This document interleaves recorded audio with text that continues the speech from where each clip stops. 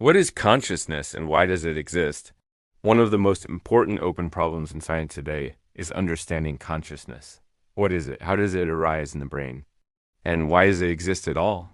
In this episode, I'll try to do three things.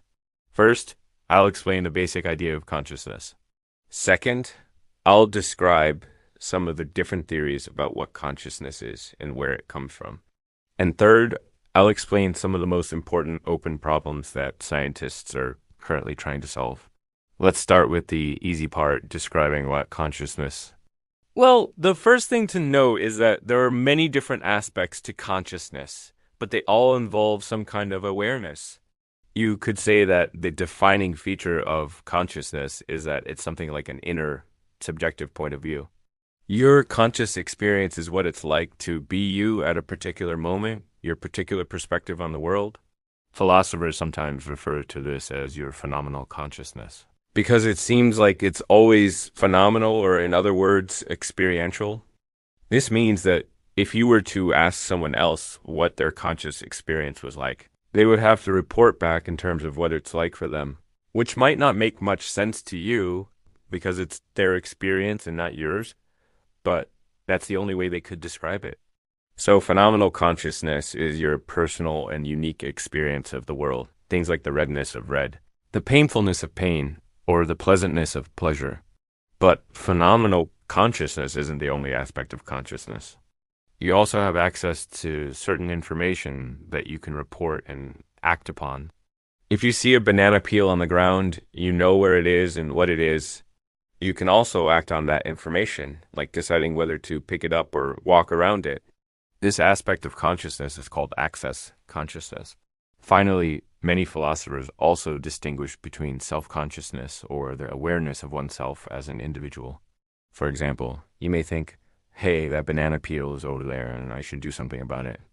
Thinking that you are the one who owns the banana peel and therefore ought to take care of it. This aspect of consciousness is closely related to introspection and the ability to reflect on oneself and one's own thoughts. So now let's move on to the hard part, explaining what consciousness is and where it comes from. As I mentioned earlier, many philosophers distinguish between phenomenal consciousness, access consciousness, and self-consciousness. However, these aren't different types of phenomena. Rather, they're different aspects of the same phenomenon. There's only one kind of conscious experience, and it has these different aspects. Therefore, any good theory of consciousness must account for all of these aspects. Unfortunately, no one has yet figured out exactly how to do this. One reason is that we don't know what kind of thing consciousness is. Some people think that consciousness is a fundamental property of nature, like mass or electric charge. Others think that consciousness is something that arises from more fundamental properties, like how our brains are physically structured. If consciousness is fundamental, then it's pretty unlikely that we'll ever be able to explain it in detail. But if it arises from something else, then we might be able to explain it by figuring out what causes it and what it depends on. And there have been lots of attempts to figure out what causes consciousness. Some of the earliest theories date back to the ancient Greeks, who thought that consciousness arose from the flow of blood through the veins. Nowadays, however, we know that consciousness arises from the activity of neurons in the brain. When neurons become active, they use energy and produce detectable changes in electrical and metabolic activity. In fact, we can measure these changes in activity and have developed tests that can tell us when someone is conscious and when they are not, at least in some simple cases. But just because we can measure these changes doesn't tell us anything about why these changes cause consciousness. For example, we know that if a cat gets an anesthetic, its brain activity changes in measurable ways, and it stops being conscious. We also know that if we keep playing recordings of those sounds while the cat is under anesthesia, it eventually wakes up. But the fact that we can wake the cat up with a recording doesn't tell us anything about what the experience of the cat is actually like. It doesn't tell us what it's like to be conscious. In fact, no one has ever explained what it's like to be conscious. We can try to model the processes that occur in the brain when you reconscious, and we can even try to recreate those processes artificially. But we can never really know what it's like because we can't experience another program S code directly. We can only infer what it's like indirectly by observing the behavior that it produces. This is known as the explanatory gap in our understanding of consciousness. We can explain how it works, but we can't explain what it's like. There are some people, though, who think we can bridge this explanatory gap. They argue that we can explain what it's like to be conscious if we can find a computer program that behaves exactly like a conscious creature. If we understand how the program works, then we'll understand what it's like to be conscious. But unfortunately, no one has yet found such a program. So far, we haven't even talked about the mind-body problem, which is the question of how your mind relates to your body. The traditional view is that they're somehow linked together, but no one knows exactly how. Another major unsolved problem is the combination problem, which is the question of how many individual experiences combine together to make a conscious experience. If I see a ripe banana on the counter, I'm conscious of seeing a ripe banana. But I'm also conscious of seeing something, being conscious of seeing something, and being conscious of seeing a banana. How does that work? I don't have time to go into all the different theories about consciousness here, but you can learn more about them through additional resources. The upshot is that no one knows exactly what consciousness is or how it arises in the brain. But there are some promising new leads. Most neuroscientists think that consciousness depends on a structure in the cortex called recurrent networks, which contain loops of neurons that send signals back and forth between each other. These networks are good at integrating information from many different sources and can help the brain track things over long periods of time. In addition, several recent studies have found that the brain creates large-scale dynamic patterns of activity that may be important for consciousness. These patterns arise when different parts of the brain communicate with each other and coordinate their activity.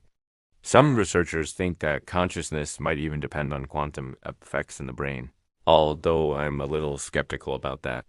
The reason I think it's important to study consciousness is that understanding it could allow us to help people who have trouble being conscious. For example, people who suffer from disorders of consciousness after brain injuries or illnesses like a stroke or an anesthetic can have trouble waking up or even getting into a conscious state in the first place.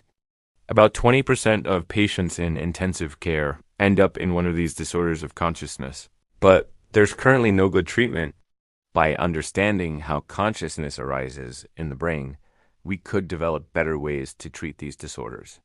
In fact, some researchers think that one of the reasons we have unsolved these problems is that we have asked the right questions. We haven't yet settled on a clear definition of consciousness or come up with the right mathematical framework for describing it. Without that, it's hard to collect data and design experiments that test our theories. That's why I think that one of the most important things we can do to advance our understanding of consciousness is to improve our language and develop a rigorous mathematical framework for talking about it.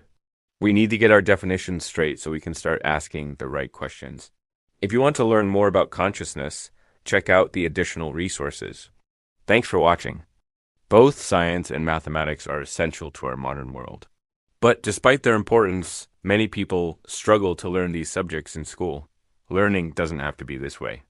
Brilliantly designed lessons that make science and math both accessible and engaging. Whether you want to learn more about the subject you're studying now or explore something completely new, Brilliant has you covered. With thousands of lessons covering topics from solar energy to cryptocurrency, there's something for everyone. The best part is that learning on Brilliant is both effective and convenient. You can fit it into your schedule and learn at your own pace. Thanks for watching and supporting this channel. Welcome to the series, The Mind and Meditation in 60 Seconds. I'm a psychiatrist and I make mental health education videos. Today we'll be discussing episode 1 on autopilot. Have you ever driven somewhere and had no idea how you got there? You were on autopilot. Your car was driving itself. Well, that's what happens when your brain is on autopilot, too. Scientists call this the default mode network. It's active when you're not focused on the task at hand, like when you're daydreaming, worrying, or thinking about the past or future. This mode is active during mind wandering, and it can be very difficult to control. You may try to tell yourself, stop thinking, but the thoughts keep coming. And that S because the default mode. Network is a collection of brain regions that operate outside of your conscious awareness. So while you might be able to distract yourself for a moment by switching your focus to something else, eventually your mind will wander back to the thoughts you were having before. I remember a patient telling me that he wanted to stop thinking about his ex-wife. He said he kept thinking about her even though he didn't want to. He said it was like his brain was stuck on replay. And it's true. Your brain has a way of getting stuck in loops. Sometimes these loops are helpful. For example, when you brush your teeth, your brain automatically starts the motions without you consciously thinking about it. Your brain just takes over. But other times, those loops aren't so helpful. When you get stuck ruminating about the past or worrying about the future, your brain can get hijacked by negative thought patterns. And because the default mode network operates outside of your conscious awareness, you don't have the ability to stop it. You don't even realize that it's happening until you look back and think, how did I spend an hour today stewing about the same problem? Some people have more trouble with mind wandering than others. A person with ADD may find their mind wandering more frequently because the executive function areas of the brain, which include attentional control, are not working at full capacity. Also, people who have experienced significant stress or trauma may have difficulty controlling their thoughts because of changes in how their brain manages stress. These changes are due to alterations in the stress system in the brain, which includes parts of the brainstem, the hypothalamus, the hippocampus, the amygdala, and the prefrontal cortex. When you're hijacked by autopilot, you don't notice things around you. You're not fully present. And being present is a key component of living in the moment. In order to live in the moment, you have to shift your brain from the default mode network to the intentional mode network. The intentional mode network is active when you intentionally focus on something. Like when you're reading a book, having a conversation, or yes, meditating. Training your attention is one way to strengthen your ability to stay in the intentional mode. And you do this by intentionally focusing on something over and over again, like a candle flame, the breath, or an object. And you may have to work hard to keep your mind from wandering. You may notice your mind wandering and then gently bring your attention back to the focal point. Over time, this becomes easier. The neural connections in the intentional mode become stronger, and your brain naturally goes to the intentional mode when you want it to. You still have to practice bringing your attention back to the focal point, but it doesn't take as much effort. And after a while, you're able to sit in meditation for longer periods of time with less effort. So how does meditation help you take control of autopilot? First, meditation helps you become aware of when your mind is on autopilot. You learn to recognize the signs that you're mind wandering. You might hear yourself saying the same thing over and over. You might see a flashback of a past event or replay a conversation in your head. You might notice that you have strong emotions without knowing why. Second, meditation helps you not react to the thoughts, images, and emotions that come up while you're meditating. You learn to acknowledge them without judgment and then gently redirect your attention to the focal point. Over time, this process becomes more automatic. You begin to notice when your mind is wandering without judgment, and then you redirect your attention. Third, meditation strengthens the neural connections in the intentional mode network, making it easier to be present. By strengthening the intentional mode network, you're able to be more in the moment when you're awake. You're able to pay better attention at work, be more engaged in conversations, and enjoy your hobbies more. Being present is a key component of living a rich and meaningful life. When you're present, you're open to new experiences and possibilities. You're able to appreciate the beauty of the world around you and savor the present moment. You're also able to connect more deeply with the people in your life. Presence is a superpower. When you're present, you're fully engaged in the world around you. You're able to experience all that life has to offer. Meditation isn't about emptying your mind. That's a common misconception. People think that they're doing meditation wrong if they can't stop thinking, but that's not what meditation is about. Meditation is about training your attention. It's about becoming present to what is happening right here, right now. In order to get the most out of life, you need to be present.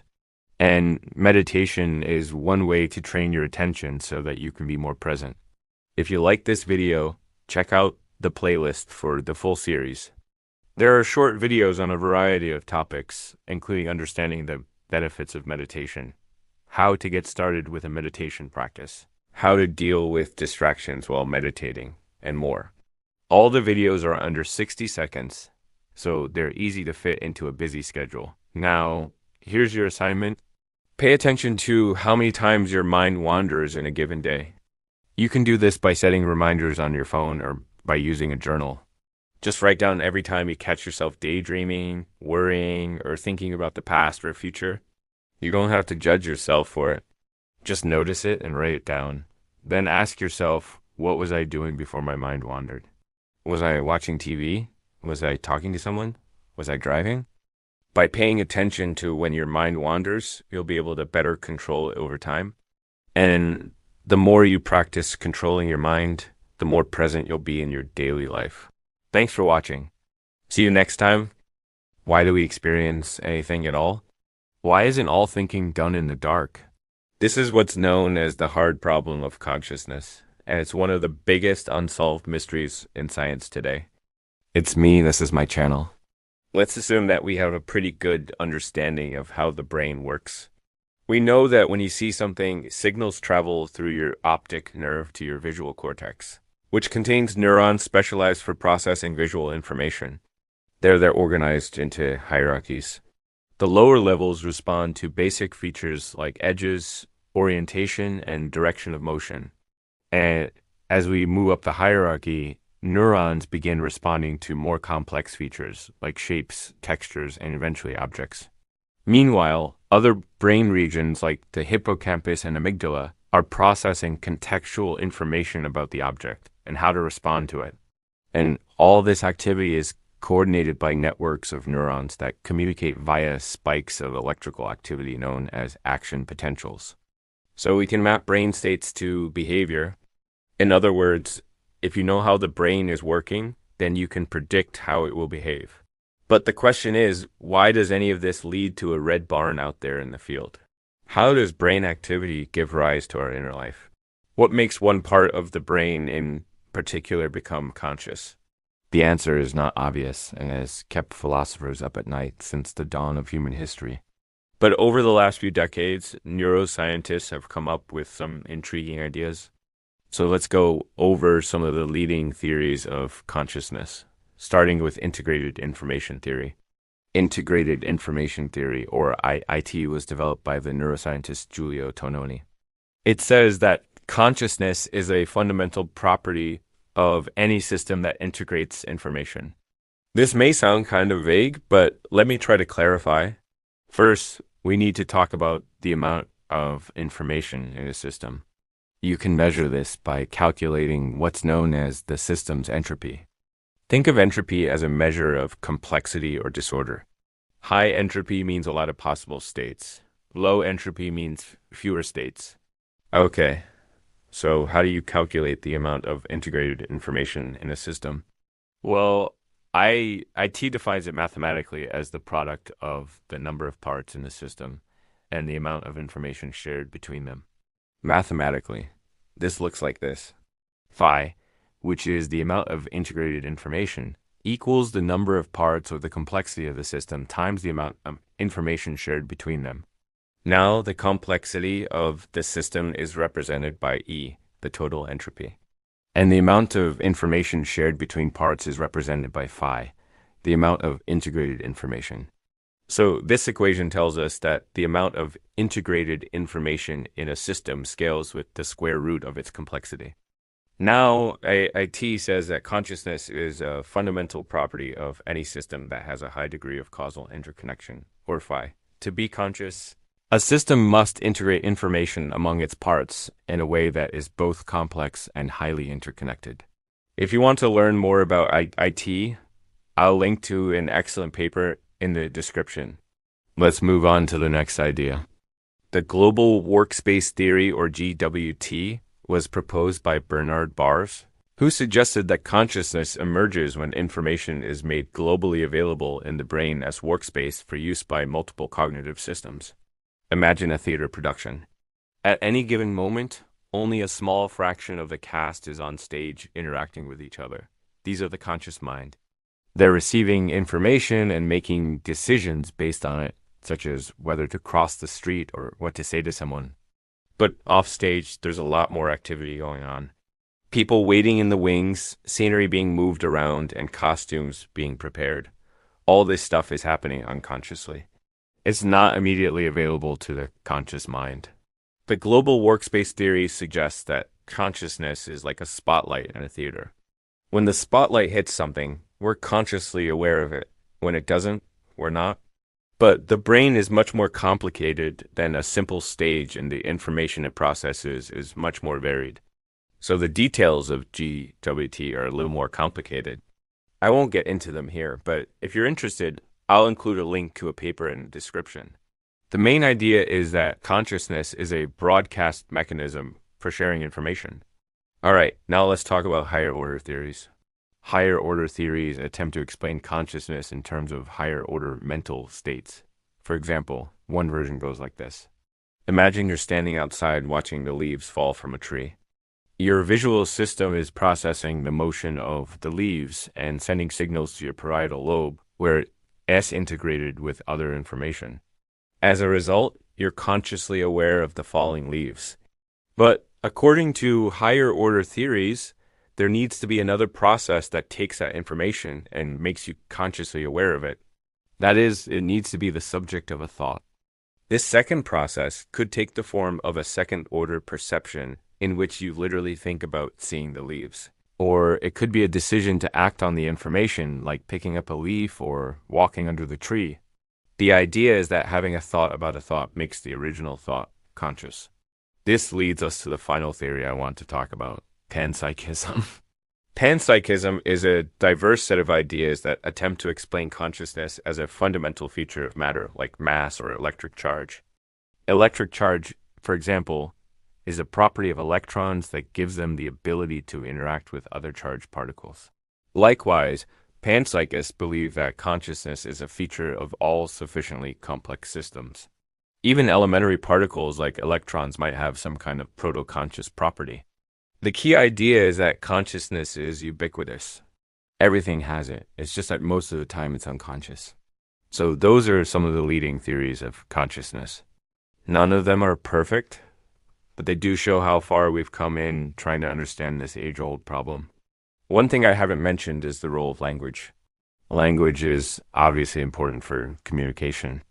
We can share information about the world by using words that stand for things in the world. But language is also important for our own inner experience. The philosopher Ludwig Wittgenstein argued that the limits of my language are the limits of my world. He meant that our experience is shaped by the language we use to describe it. The Hopi, for example, have no grammatical tense. They don't distinguish between past, present, and future. And this has led some anthropologists to argue that Hopi people experience time differently than we do.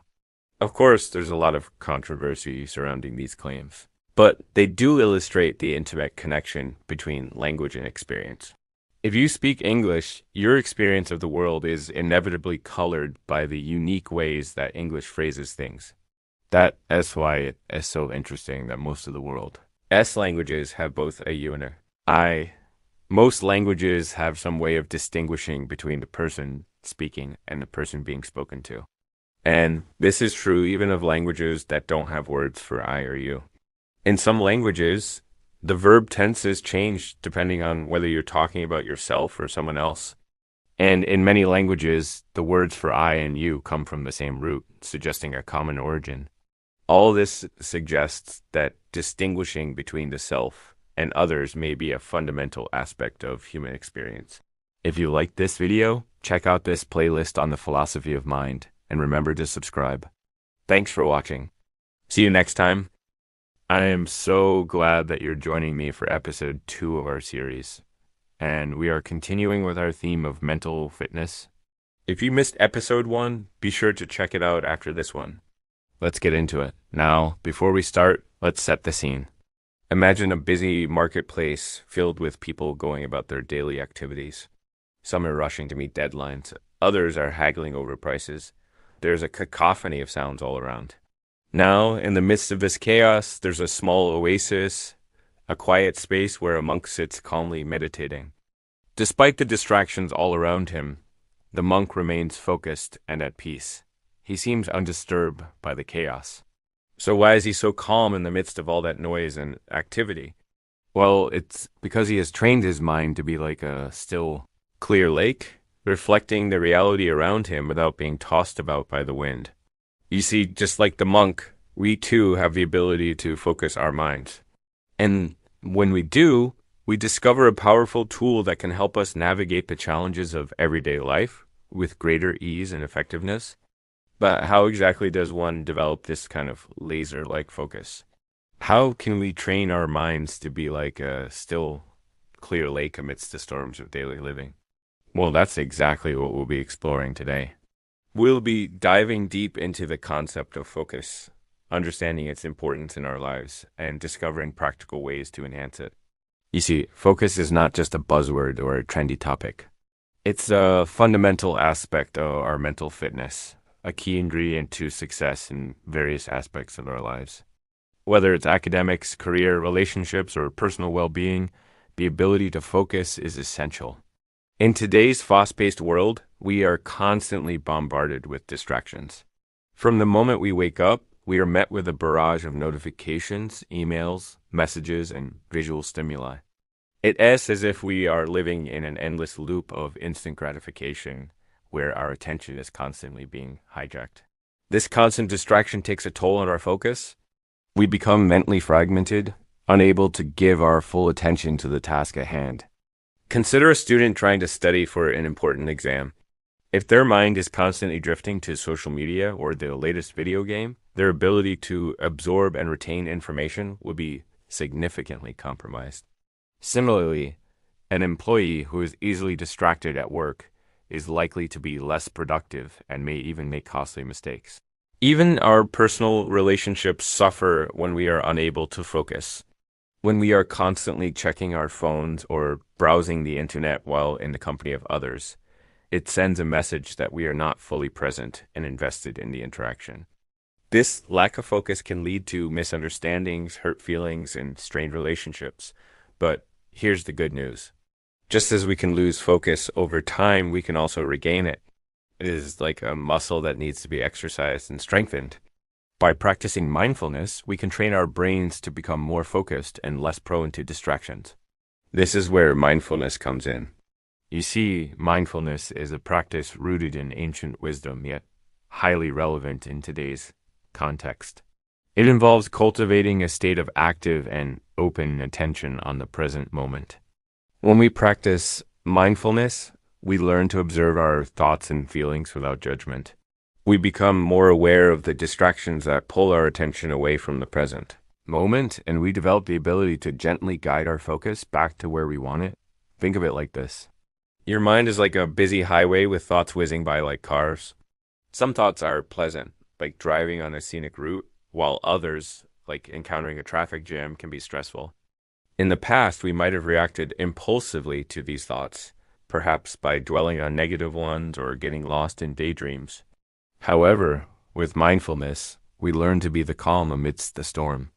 We observe our thoughts without judgment, allowing them to pass like clouds in the sky, knowing that they will eventually drift away. This practice of non-reactive awareness helps us to build a strong foundation for focus.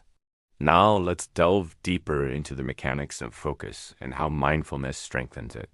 You see, our brain has a limited capacity for attention. At any given moment, we can only hold so much information in our conscious awareness. When we are focused, we are essentially directing our brain's attentional spotlight onto a particular object or task. However, this spotlight is not static. It moves and shifts as we encounter new information or distractions. Our job is to learn how to direct and stabilize this spotlight so that it remains on the task at hand. One of the most effective ways to achieve this is through consistent practice. Just as a muscle becomes stronger with exercise, Our attentional muscle becomes stronger when we consistently practice bringing our focus back to the present moment. For instance, when we meditate regularly, we train ourselves to observe our thoughts without judgment and to gently redirect our attention to our breath or a chosen object of focus. Over time, this practice enhances our ability to stay focused when we are not meditating as well. Another way to strengthen our focus is by setting clear intentions. When we have a specific goal or intention, it gives us a clear target to direct our attention towards. This could be as simple as setting an intention to be fully present and engaged in a conversation, or to immerse ourselves in a particular task. When we have a clear intention, we are more likely to notice when our focus is drifting and to gently bring it back in line with our intention. It is also crucial to recognize and understand the distractions that pull our attention away from what we are focused on. These distractions can be external, such as the constant barrage of notifications from our devices, or internal, such as a troubled thought or memory. Once we become aware of our distractions, we can develop strategies to manage them effectively. For example, we can set aside specific times to check our messages instead of allowing them to interrupt our focus. When it comes to internal distractions, mindfulness practices like meditation can help us to observe our thoughts without judgment, allowing us to let them pass without getting carried away. Finally, it's essential to cultivate patience and self-compassion when working on our focus. You see, developing a strong focus is a gradual process. It's like climbing a mountain one step at a time. There will be times when we lose focus or get distracted. When this happens, instead of getting frustrated with ourselves, it's important to be patient and understanding. Remember, we are not trying to force a sudden transformation. We are cultivating a new way of being through consistent practice and self-compassion. As you continue to develop your focus, you'll begin to experience its ripple effects in various areas of your life. Your ability to concentrate during study sessions will improve, leading to better academic performance. At work, you'll find yourself making fewer mistakes and completing tasks more efficiently. Your relationships will deepen as you become more present and attentive in your interactions with others. Moreover, you'll find that your overall well-being enhances as you learn to find stillness and clarity amidst the chaos of everyday life. In essence, focusing is like a guiding light that illuminates our path, helping us to navigate the complexities of life with greater clarity and purpose. It enables us to chase our dreams, conquer fears, and connect with ourselves and others on a deeper level. So, embrace the journey of cultivating focus and mindfulness in your life. Nurture it like a precious gem and watch it transform your life in ways you never imagined. Before we wrap up, let's quickly recap the key takeaways from today's episode. First, we learned that focus is a crucial mental skill that enables us to concentrate our attention on the task at hand. Second, we discovered that mindfulness is a powerful tool for enhancing our focus by training our minds to be present and less reactive to distractions. Third, we explored practical ways to strengthen our focus through consistent practice, setting clear intentions, understanding our distractions, and cultivating patience and self-compassion. Lastly, we realized that improving our focus has far-reaching benefits, enhancing our productivity, relationships, and overall well-being. So, my friends, go forth and put these tips into action. Start small, be consistent, and embrace the transformative power of focus. As always, remember to subscribe if you haven't already and share this video with anyone who might find value in it. Until next time, keep focusing and keep thriving. We all seem to have this sense that we're conscious. We think to ourselves, I am awake. I know things. I feel things. I am. But if you look around at what's out there, it seems pretty clear that consciousness isn't all that common. There are billions of people on this planet, but only some of them are conscious right now. Some are sleeping, some are in comas, some never were. Animals aren't conscious like us, plants even less so. So, what is it that makes us different? Where does consciousness come from? Why does it feel like something to be alive? And who's really in control? Welcome to my channel. Some people think consciousness is simple. It's just a computer. You feed it data, it produces output. It follows logical rules. It has memory. You can upgrade its hardware and software. That's basically what a computer is, an information processing device with a memory bank. In fact, that's what your brain is too. Your brain is just a network of cells and chemicals. Every time you think or feel, there are neurons firing and neurotransmitters flowing. So your mind is kind of like a computer. You use it every day, but it doesn't seem to have any idea it's happening. When was the last time you thought about thinking, about how you think? Can you do that? Like, are you doing it right now? When you look at a computer, you know it's doing something because you see the screen. You hear the fans. You might see the lights. But when you look at a person who's conscious, how do you tell? How do you tell if they're thinking? If anything, maybe you look at their face and see their eyes move or maybe their fingers twitch. But what if their eyes don't move and their body doesn't twitch, but they're still thinking? Do you believe they're conscious? It's hard to say. So are we really just computers, machines? A lot of scientists think we are.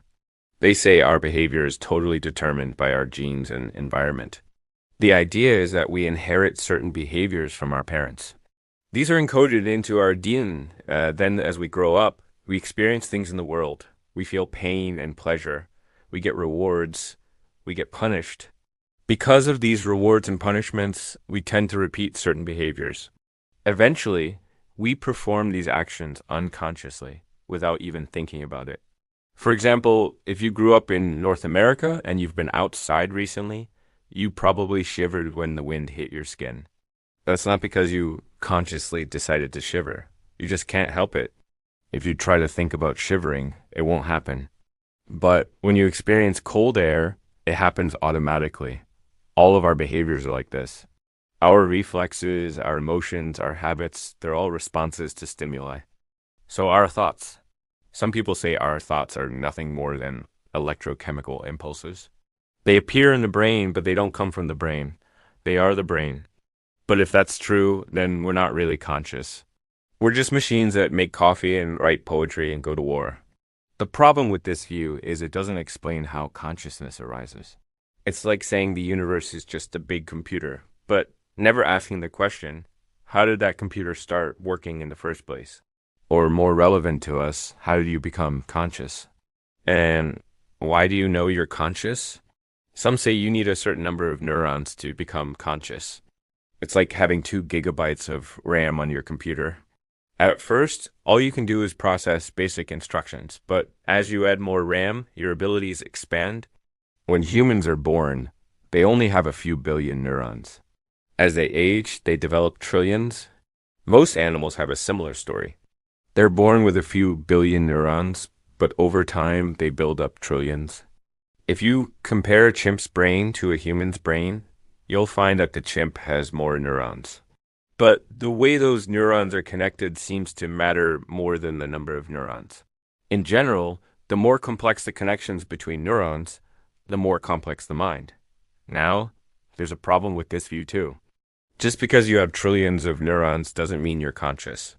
People can lose half their neurons and remain conscious. Animals can lose half their neurons and remain conscious. It's the same with brains.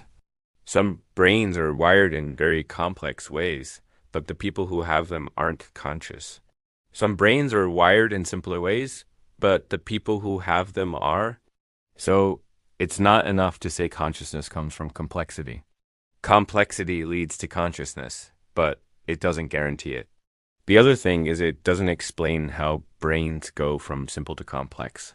It's like saying that you're not conscious until your computer has enough RAM. Well, how does the RAM appear? It just does. No, it doesn't just do. Somebody programmed it. Somebody put it in there. Brains are the same. There are a lot of genetic instructions in there that influence how neurons develop. There are a lot of biochemical processes that influence how neurons develop. There are a lot of environmental factors that influence how neurons develop. But in the end, neurons develop anyway. You can't really say that complexity causes consciousness because in the end, it just happens. What if instead of looking for the cause of consciousness, we looked for the conditions under which consciousness happens? What if we tried to understand what consciousness feels like? Maybe that's what consciousness, it's not a problem to solve. It's a life to live. It's not something we think about. It's something we experience.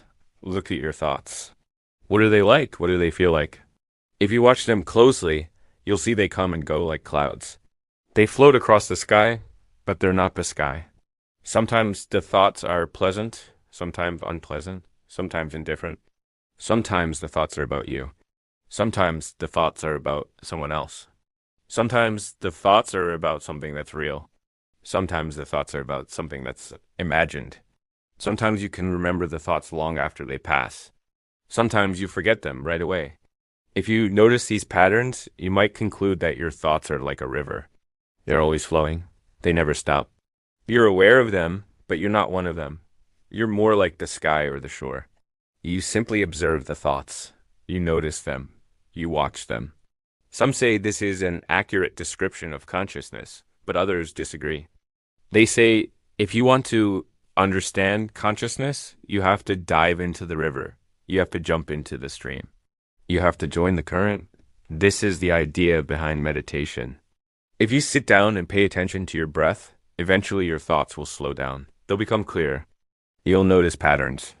You might even discover that you're not really your thoughts. You're something deeper. You're something that observes the thoughts. Something that experiences the experience of having thoughts. Something that feels feelings. Most people think they already know what this is. They call it self or soul or spirit. It's the thing that makes them them. It's the thing that makes them conscious. Now, scientifically speaking, it's impossible to prove or disprove the existence of self. It's impossible to measure or weigh it. You can't even see it with a microscope. So, do we really know it exists? Maybe what we really know is that we're conscious. And maybe being conscious is enough. Maybe the most important thing is to be awake. It doesn't matter if we know where consciousness comes from. What matters is that we experience it fully, deeply now. Some people think it's easy to be conscious. All you have to do is open your eyes, but for many, being conscious is hard. It takes a lot of work. You have to learn how to pay attention. You have to learn how to feel your feelings. It's a skill you can develop. It's a habit you can practice. It's a way of living that you can choose. Being conscious is hard, partly because it hurts. When you feel your feelings, some of them are painful. Some of them you'd rather ignore. Some of them you'd rather forget. It's easier to escape into a movie or a video game. It's easier to escape into work or play. It's easier to escape into the past or the future. But none of those places are real. Only this moment is real. Only this moment are you really awake. Only this moment do you really know what it's like to be you. So open your eyes. Feel the sun on your skin. Notice the sounds around you. Pay attention to the thoughts that come and go. Don't try to change them. Don't try to control them. Just let them be. Know that you're conscious. Know that you exist. Know that you're alive. If there's one sound that can quiet your mind, what would it be? Silence? You might think of an absence of noise, no phones ringing, no cars zooming by, no music playing in the background. But silence isn't just the absence of sound. Silence can also be a sound. Think about those moments when you step into a quiet room and the air seems to have a certain hum, a low thrum that you can almost feel. That's the sound of your nervous system and blood flowing through your body, the sound of your breath entering and leaving your nostrils, the sound of your thoughts echoing in your mind. Today we're diving into the third meditative practice from my book, The Mind Illuminated. This episode is all about the stillness of sound. We're talking about the power of a single word to quiet the chaos of your mind. Ready to dive in? Let's go. Mantra meditation is a practice where you repeat a word or a phrase silently in your mind while you meditate. This repetition acts like an anchor for your attention, helping you stay focused and still even when your mind starts to wander, which it will do. A mantra is more than just a word. It's a tool, a companion, and an invitation to peace. Now, let's talk about how this works because it's genius. Our brains are wired to seek patterns. It's how we process the world. When you introduce a mantra, you're giving your brain a very specific pattern to latch onto. And as you repeat this pattern, your brain finds comfort in it, almost like a well-worn groove. This simplicity is what makes mantras so effective. Instead of trying to push away distracting thoughts, you give yourself a single point of focus. allowing your mind to settle down. Let's say you're sitting in a bustling coffee shop, the buzz of conversation all around you. Your phone is vibrating with notifications, and the barista is expertly pulling shots of espresso. But amidst this chaos, you find a moment to close your eyes and repeat your mantra silently. In that quiet space between your breaths, you find stillness. The word becomes your refuge, anchoring you in the present moment. And with each repetition, you feel a sense of calm wash over you. It's like creating a bubble of tranquility in the midst of the storm. Now, you might be wondering, I'm not so good at meditating. Is this practice really for me? The beauty of mantra meditation is its accessibility. No special skills or prior experience are needed. It's a practice open to everyone, whether you're a seasoned meditator or someone who's never meditated before. You don't even need a quiet room or a specific time, although I recommend setting aside dedicated time to meditate. You can incorporate mantra meditation into everyday activities like washing dishes, gardening, or walking. So if you're thinking, I don't have time to meditate, remember, you don't have to carve out a big block of time. You can start small, just a few minutes here and there. Over time, you may find yourself drawn to meditate for longer periods. It's like tending to a small flame that can grow into a roaring fire if given time and care. So let's talk about how to get started with mantra meditation. First things first, finding a comfortable posture can make a world of difference. Sit upright, but not stiffly. If you're sitting cross-legged on the floor, ensure you have support. You can use cushions or a meditation bench. If you prefer, you can also meditate in a chair with your feet flat on the ground. What matters most is that your spine is straight and your body relaxed. This allows energy to flow freely, preparing you to receive the benefits of meditation. Next up, setting the stage with the right environment can enhance your mantra meditation experience. Choose a place that's relatively quiet and free from distractions. It doesn't have to be a completely silent retreat. Just minimize interruptions from things like TVS or loud conversations. Soft, calming music can actually complement your practice. What truly matters is your intention and commitment to the practice. Once you've found your mantra, set a timer for 5 minutes. 5 minutes is enough time to experience the benefits of meditation without feeling overwhelmed. As you become more comfortable with mantra meditation, you can gradually increase the duration. Now comes the fun part, choosing your mantra. If you're just starting out, I recommend keeping it simple. A single syllable mantra like Om or a short phrase like inner peace can be very effective. You can also choose a mantra that resonates with you, maybe a word that brings you joy or a phrase that you find comforting. Remember, there's no right or wrong choice here. The key is to select something that feels right to you in the moment. As you sit in your chosen posture, close your eyes and bring your awareness to your breath. Notice the natural rhythm of inhalation and exhalation.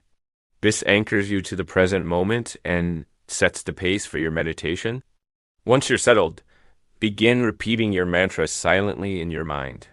With each repetition, allow the sound to fill your awareness. Don't worry about the volume. It's not about shouting it.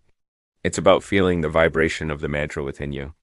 And here's a tip. Allow your mantra to become the background of your awareness.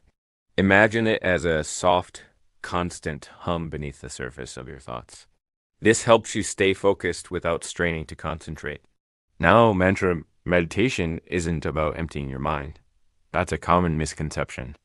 It's more about shifting your attention. Thoughts will still come and go. That's normal.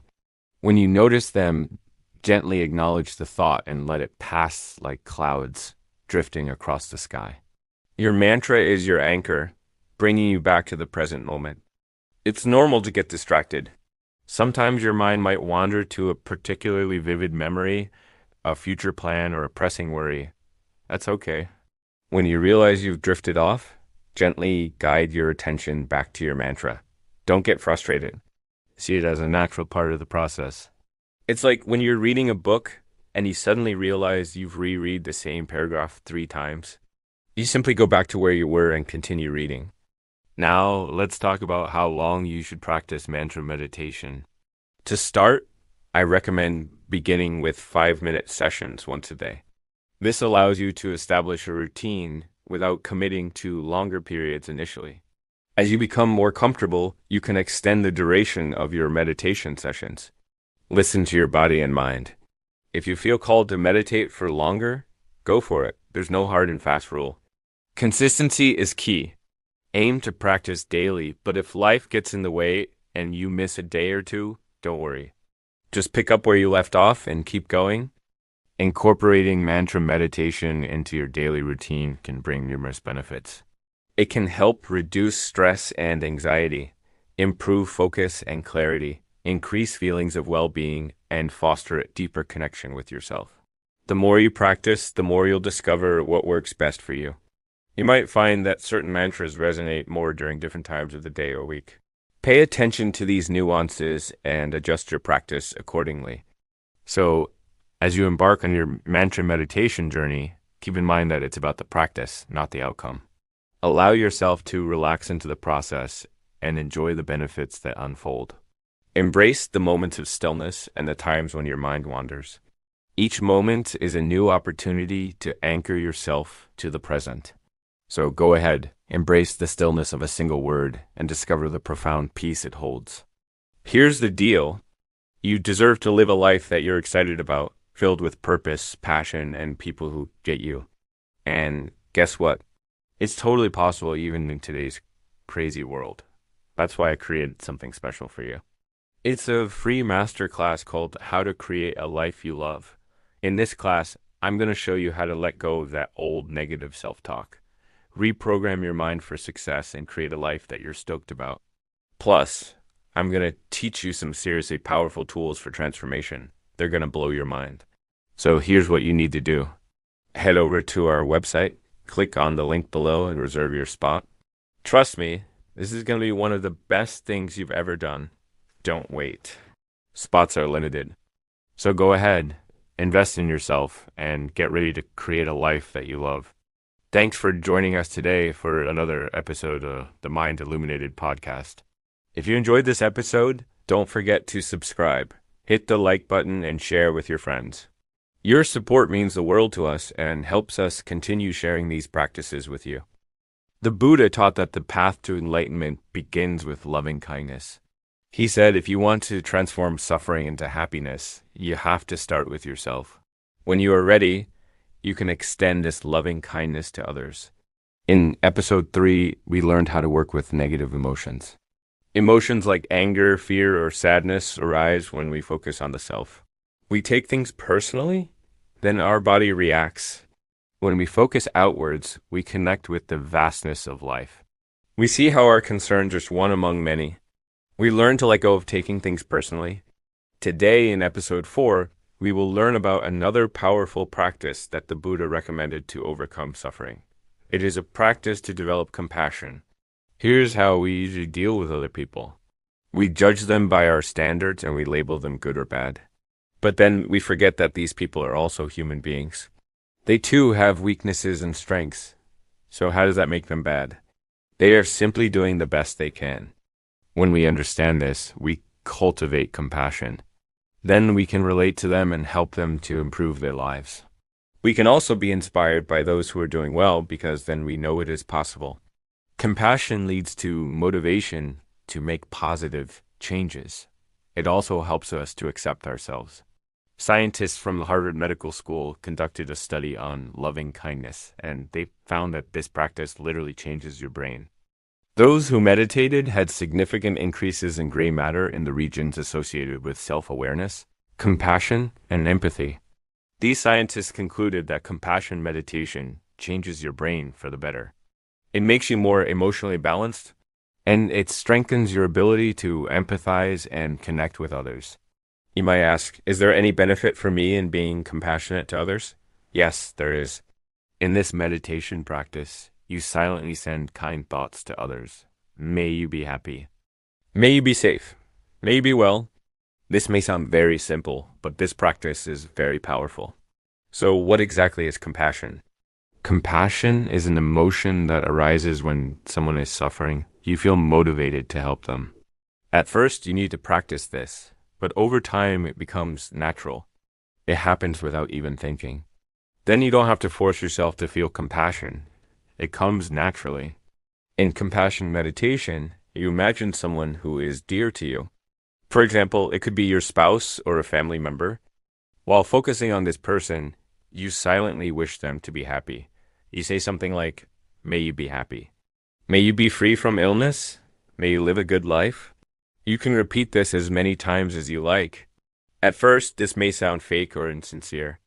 However, just as we get better at working with our emotions, the same is true for compassion. The more you practice, the easier it becomes. You actually start feeling compassion. The next step is to wish well-being to someone who is not so dear to you, perhaps a friend or a colleague. As you progress further, you expand your circle to include acquaintances and strangers.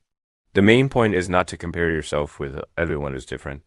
Some are more advanced and some are less advanced. Don't get discouraged if you cannot do much at the beginning. Just keep practicing. Over time, you will notice the benefits. Here's how to start your practice. Find a quiet place where no one will disturb you. Sit comfortably with your spine erect but not stiff. Gently close your eyes. Bring your awareness to your breath. Observe how your chest rises and falls. Feel the air entering through your nostrils. This is your anchor to the present moment. Bring your awareness to your body. Notice any areas of tension. Perhaps it is in your shoulders or your jaw. Mentally tell yourself, "I am aware of this tension. I choose to relax." Relax your facial muscles. Allow your shoulders to drop. Your body will become heavy and relaxed. Now bring your attention to your heart. Visualize a loved one. Think of someone whom you really care about. It could be your spouse, a family member, a friend, or even a pet. Bring all your senses to life. Recall moments spent with this person. Relive memories filled with joy. Imagine their smiling face. Remember their fragrance, the sound of their laughter, the warmth of their touch. As you immerse yourself in these cherished memories, a genuine smile may appear on your face. If there are unpleasant memories, acknowledge them, but gently shift your focus back to happier times. You can also visualize someone you know, such as a friend or a colleague. Extend the same loving kindness. Recall moments of joy and contentment you shared together. Remember the pleasant feelings you experienced in their company. If you find it challenging to think of someone you know, visualize a stranger, maybe someone you see daily but don't know well, such as a shopkeeper or a postal worker. Wish them happiness and well-being. Imagine their day going smoothly and their tasks being completed easily. Picture them returning home feeling content after a fulfilling day. As you continue this visualization, you may start to experience a gentle and warm feeling in your heart. This is compassion. It's the start of a beautiful transformation. Next, open your heart to those you don't know as well. Think of individuals you may have judged or disliked in the past. Extend forgiveness and understanding towards them. Wish for their happiness and well-being, too. Send them unconditional love and kindness. As you meditate, your heart may expand, embracing everyone, including those who have caused you pain or upset. This is a profound level of compassion. You are ready to bless all beings. Finally, you can extend your compassion to all living creatures, including animals. Visualize birds flying freely in the sky, fish swimming in the ocean, and insects buzzing among the flowers. Wish for their well-being and happiness as well. May they live their lives without fear and harm. You may even send blessings to those who have passed away. Imagine their souls finding peace and tranquility. May they be free from suffering and reborn into a better existence. This compassion meditation is a journey from the familiar to the vast, from the known to the unknown. It takes you from the comfort of your personal world to the embrace of the entire universe. It is a transformative experience, turning your heart into a boundless ocean of love, kindness, and acceptance. So when and where should you practice? You can practice whenever and wherever you find the time and space. It could be in the morning before starting your day, during your lunch break, or in the evening to unwind. Even 5 minutes of practice can be beneficial. How often should you practice? Ideally, it's best to practice daily. Regular practice helps you build the habit of extending kindness not only in your meditation sessions, but also in your everyday interactions. What if negative thoughts arise during practice? It's natural for negative thoughts to arise, so don't judge yourself for having them. Simply acknowledge them and gently guide your attention back to sending loving thoughts to others. You can also practice on those difficult thoughts and emotions, sending them loving kindness and transforming them into positive energy. So remember, compassion meditation is not just a mental exercise. It's a profound journey of the heart. As you practice, you'll likely experience a shift in your perspective, a deeper sense of connection with all living beings. It's a path that leads to inner peace and a more harmonious world. So take the first step today. Embrace the transformative power of compassion and watch as it ripples through your life, touching not only yourself, but all those around you. And now I would like to invite you to subscribe. If you enjoyed this episode, please give it a thumbs up. Also, share your experiences and insights in the comments below. Your engagement is valuable and inspires others on their own mental health journeys. Thank you for joining us on this path to mental fitness. Stay tuned for more insightful episodes and take care. Hello, friends. Welcome back. This is episode 5 in our series. And today we're going to go deep into the core teaching of non-dual meditation, which is dissolving the sense of self. In the previous episodes, we learned how to get rid of negative thinking. We learned how to work with negative emotions. But now it's time to go deeper still. Now it's time to look at the root of all our suffering, and that is our clinging to a separate self. When I say self, I don't mean your good qualities. I don't mean your intelligence or your kindness or your compassion. None of those are the self. I'm talking about the idea of self, the concept of self, the thing that says I am this person. The labels like male or female, American or Indian, tall or short, rich or poor, these are all things that we cling to. But none of them are actually real. They are just labels that we have created. They are just concepts that we have made up. So in non-dual meditation, we learn to let go of that idea of self, that separate self, that individual self, and we realize that we are just awareness. We are just consciousness. We are just the awareness that is present in every moment. And this is a radical idea because it goes against everything that we have been taught. It goes against everything that we have been told. It goes against everything that we believe. It even goes against everything that we can think. Because when we try to think about it, when we try to understand it, when we try to imagine it, we still imagine an individual. We imagine a person. We imagine a self. And that's why it's so hard to understand. That's why it's so hard to realize. That's why it's so counterintuitive, because it goes against everything that we have ever known. But nevertheless, it is true. And if we can realize it, then we will be free from all of our suffering. So how do we realize it? How do we realize that we are not a separate self, that we are not an individual, that we are not an ego? Well, the first step is to become aware of our thoughts. You may have heard me say that thoughts are just thoughts. And that's right. Thoughts are just thoughts. They are mental events that happen in our mind. They are not real. They are not true. They are not facts. They are just thoughts. And if we can become aware of our thoughts, then we can begin to see that we are not our thoughts. Then we can begin to see that we are not our labels. We are not our concepts. We are not our ideas. Then we can begin to see that we are just pure awareness. We are just consciousness. When we start meditating, the first thing that we do is we turn our attention inwards and we start observing our thoughts. We start becoming aware of our thoughts. And as we become more and more aware of our thoughts, then we start to see that we are not our thoughts. The second step is to realize that we are not the body. The body is made up of cells and atoms and molecules. And all of these things are constantly changing. Nothing is ever the same for 2 moments in time. The body is constantly changing, constantly growing, constantly dying, constantly being reborn, and yet we identify with it. We identify with it so strongly that we think that we are this body. But if we can observe the body, if we can see the body for what it is, if we can see that it is just a collection of cells and atoms and molecules that are constantly changing, then we can begin to see that we are not the body. Then we can begin to see that we are not the individual. Now comes the third step, which is the most important step, and that is to realize that we are not the doer. When we think we are the doer, we are just doing actions. We are just doing things. We are just living our life, and there's nothing wrong with that.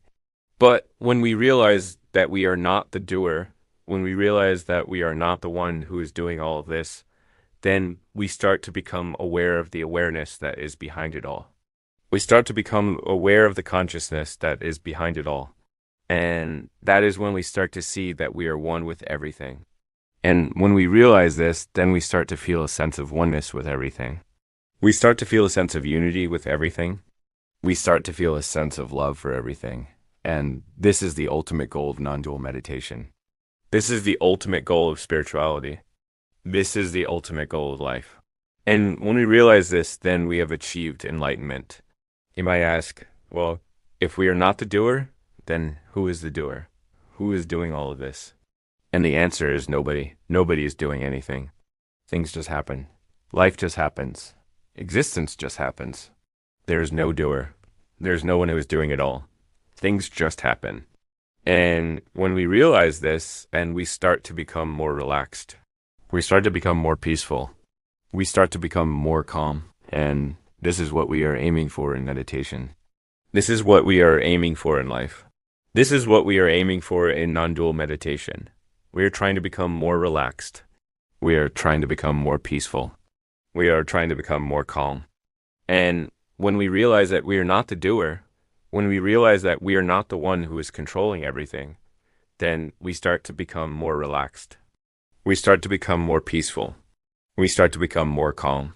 But you might also ask, well, if we are not the doer, then how do we change anything? How do we make any difference in the world? And the answer is we do make a difference in the world by not trying to control anything, by not trying to make anything happen, by not trying to make anything be a certain way, by just accepting things as they are. By just working with things as they are, by just being present with things as they are, that is how we make a difference in the world. That is how we create positive change in the world. That is how we create positive change in our lives. Not by trying to control it all, not by trying to do it all, but by just being present with it all, by just accepting things as they are. And this is what we are learning in non-dual meditation. This is what we are learning in spirituality, that when we let go of the idea of self, when we let go of the idea of the doer, then we start to become more peaceful, more relaxed, more calm. And this is the ultimate goal of non-dual meditation. This is the ultimate goal of spirituality. This is the ultimate goal of life. And when we realize this, then we have achieved enlightenment. So let us practice. Let us go deeper into this idea of non-duality. Let us go deeper into this idea of dissolving the self. Let us go deeper into this idea of being present with whatever is happening in each moment. Let us go deeper into this idea of not clinging to anything, not resisting anything, but just being present with it all, just being aware of it all, just accepting it all. May you go deep into this meditation. May you go deep into this practice. May you go deep into this understanding. And may you realize that you are not the doer. You are just awareness. You're just consciousness. You are just the awareness in which all of this happens. I wish you all the very best in your meditation. I hope you have a wonderful day. Thank you very much.